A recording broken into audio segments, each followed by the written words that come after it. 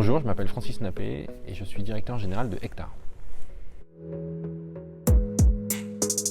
Alors mon rôle chez Hectare, c'est à la fois de lancer les différentes activités du campus et aussi d'animer l'équipe et la plateforme qu'on utilise pour mener nos activités. Hectare, c'est un campus agricole qui a pour but d'apporter des solutions à des futurs agriculteurs et d'aider à accélérer des solutions start-up pour le secteur de l'agriculture. La plus grande problématique qu'on a rencontrée chez Hectare lorsqu'on a commencé les discussions avec Tunk était de proposer une plateforme technique évolutive dans un laps de temps assez court avec un budget restreint. Les premières discussions étaient de définir le produit, définir la temporalité dans laquelle on allait livrer la solution et de définir le budget qui correspondait à nos besoins.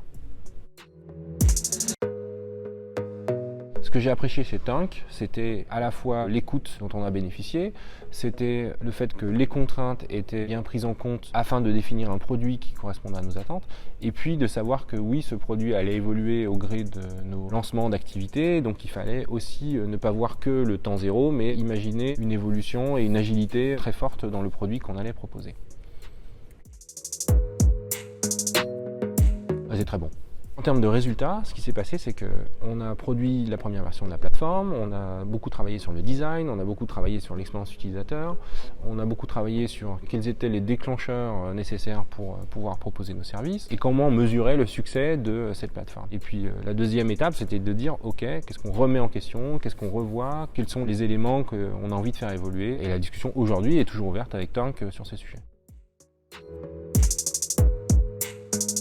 Aujourd'hui, ce qu'on peut faire avec le no-code, c'est quand même un océan de possibilités et un océan d'expérimentation possible. Faire le dev avec une équipe, etc., définir un produit, ça prend à la fois un temps incroyable et des ressources très importantes.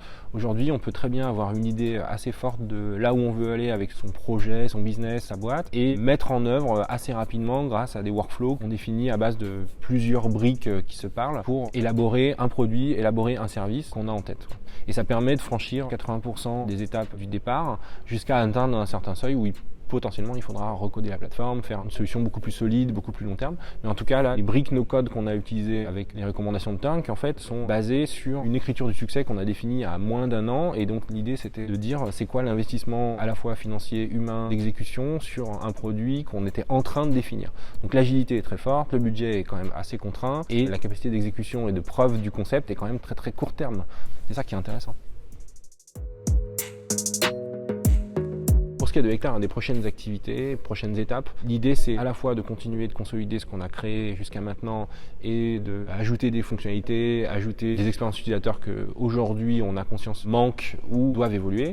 Et puis on a aussi des nouvelles idées de solutions dont on parlera bientôt, mais en tout cas on a vraiment en tête de continuer d'expérimenter grâce au no-code, grâce à Tunk, des projets et des solutions pour notre secteur d'activité.